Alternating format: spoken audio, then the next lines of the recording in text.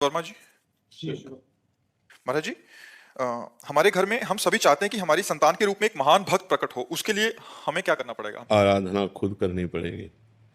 जब तक माता और पिता भक्त नहीं होंगे, भगवान के चिंतन परायण नहीं होंगे, सतोगुणी नहीं होंगे, तब तक भक्त संतान कैसे? ये तो बड़े भाग्य होते हैं। कुलम पवित्रम जननी कृतार्था वसुंधरा पुण्यवती चैन।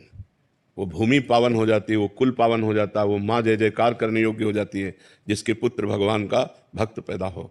नाम प्रसंग कहत उपदेश, जहाँ या धर्म धन्य सो देश, धन्य सो कुल जो जन्म भयो, धन्य सो तात धन्य सो माय, संतत सकल सुनो चित लाए। श्री हरिवंश। जो भगवान का नाम जप करने वाला भक्त जिस कुल में पैदा हुआ, वो देश धन्य, वो गांव धन्य, वो कुल धन्य, वो माता पिता धन्य जिसमें भगवान का अनुरागी भक्त। तो इसलिए कुछ नियमों का पालन अगर करे और भगवान का भजन करे तो भक्त संतान होने की संभावना है, वो भी भगवान की कृपा से। पहली बात तो जिस दिन से गर्भ आ जाए उस दिन से माँ और पिता दोनों ब्रह्मचर्य रहें, पति पत्नी दोनों ब्रह्मचर्य रहें और सात्विक भोजन पावें, तीर्थों का अवगाहन करें, शास्त्र का स्वाध्याय करें, नाम जप करें और भगवान से प्रार्थना करें तो जरूर भगवान का भक्त गर्भ से प्रकट हो सकता है। दूसरा कोई उपाय नहीं।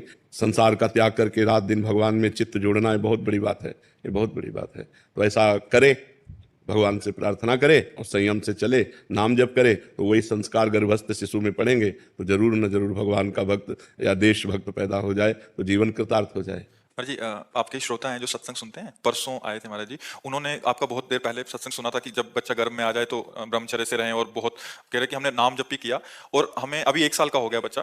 परसों आए थे तो कह रहे थे कि हमें इसमें दिव्यता नजर आ रही है। हाँ बिल्कुल। वो मतलब राधा नाम सुन के और एक उसमें सौम्यता, और जहां भी जाता है हमें एक प्रभाव दिखता है। तो महाराज जी उसका प्रभाव कह रहे कि हमें प्रत्यक्ष, मतलब महाराज जी के वचन सुन के हमने ऐसा किया और उसका प्रत्यक्ष उदाहरण महाराज जी। हमारे पिताजी बड़े भक्त थे। इस शरीर के जो पिता कभी जूता पहन के हल नहीं जोता, नंगे पैर हल जोता।